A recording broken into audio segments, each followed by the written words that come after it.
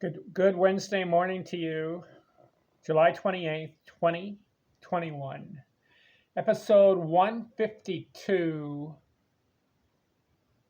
Joe Tinker. Now, these last 8 or 9 players that I've been covering, their stats are not that great, but they're in the Hall of Fame, and I wanted to get everybody that I can from this book who made the Baseball Hall of Fame, just to look at their stats, see how they got in. After I'm done with these everyday players, I'm going to start on pitchers. I think there's about 100 pitchers in the Hall of Fame.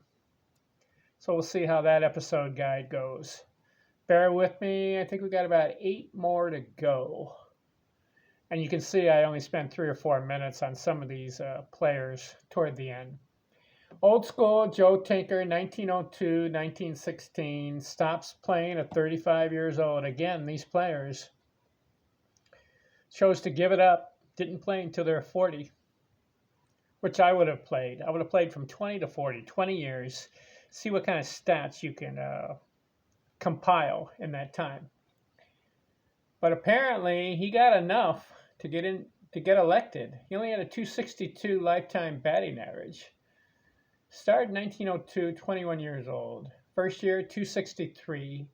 Then 291, 221, 247, 233, 221, 266, 256, 288, 278, 282. 1913 season, his best year, 317.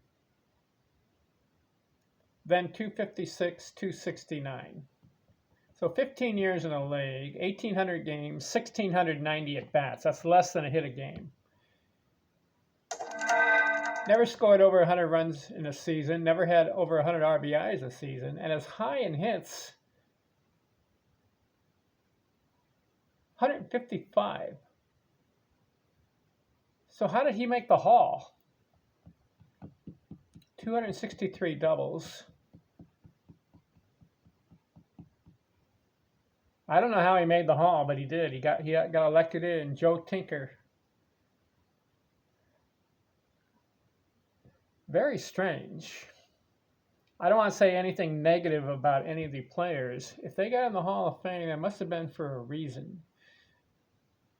1,690 hits and 262 lifetime batting average. Only 31 home runs in his career, 785 RBI, 336 stolen bases,